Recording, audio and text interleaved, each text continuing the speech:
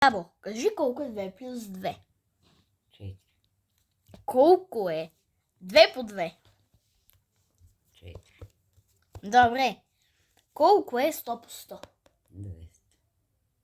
200. Готова ли си да чуеш отговора? Да. 100 по 100 е равно на 10 000. Какво стана, бе?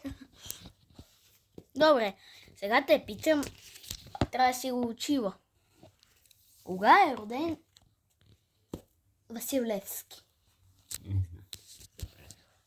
1837. Браво. Чакаш. Кога е роден Иван Вазов? 1950. 1850. Бабо, кажи колко години си ти?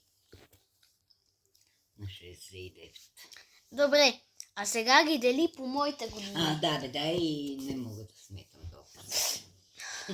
Сметри, ти си грамотен.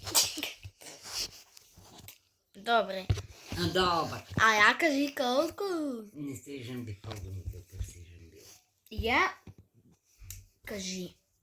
Ми облачево е бяло. Къде ходиш да си мила тяло? Я кажи. Ми облачево е бяло. Я кажи сега.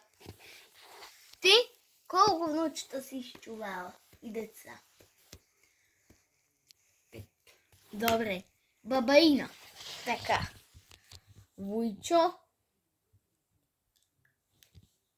Вуйчо, мама. Да. Какасани, бате Сашко, бате Елел, аз и Крисия. Биете. 7. Коя е тая Крисия? Тя не е внучка на бебе. И знам, ама е ходила при нея. Тя може да е ходила, но не Ама пак неколко дена са я оставяли. Тя не е баба. Не знам, ама. Значи 6 има баба ти. Да. Не, 7.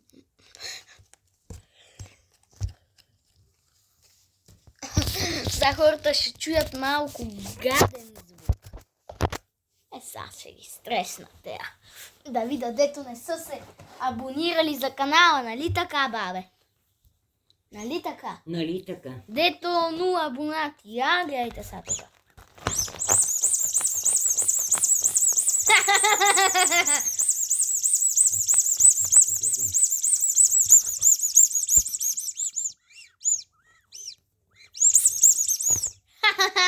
Това е по-гадно и от муха. Ти какво ще кажеш? Ма кажи здрасти, представи се коя си. Айде бе. Не знам. Ма коя си, как се казваш? Светла. Добре, на колко си? На 69. Откъде си? Град Перник, Максим Горки, 38. В коя болница си се родила? В кой град и в коя болница? Забравила съм името на болницата. Ама градът? Град Сливница. Сливница. Как се казва твоето село? Горно село. Горно село.